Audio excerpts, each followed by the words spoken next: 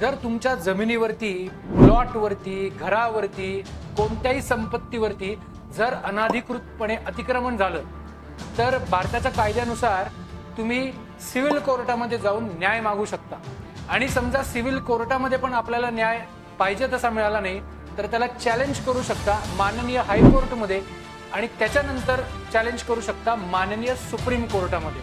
पण जर तुमची संपत्ती वक्फ म्हणून घोषित झाली आणि जर तुम्हाला वाटत असेल की हे चुकीचं झालं तर तुम्ही त्याच्या अगेन्स्ट न्याय मागण्यासाठी सिव्हिल कोर्टमध्ये जाऊ शकत नाही, हायकोर्ट सुप्रीम कोर्टमध्ये पण जाऊ शकत नाही, तर तुम्हाला जावं लागतं वक्फ ट्रिब्युनलकडे।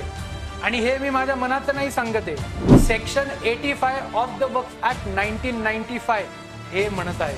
आणि म्हणूनच देशाचे पंतप्रधान माननीय नरेंद्र मोदीजींच्या नेतृत्वात असलेलं सरकार आता या अशा कायद्यामध्ये बदल करणार आहे आणि तुम्हाला ताकद देणार आहे की जर तुमची संपत्ती वक्फ म्हणून घोषित झाली आणि जर तुम्ही वक्फ ट्रिब्युनलकडे गेला न्याय मागायला, पाहिजे तसा न्याय मिळाला नाही तर तुम्ही पुढच्या 90 दिवसाच्या आतमध्ये लगेचच त्याला चॅलेंज करू शकता हायकोर्टमध्ये।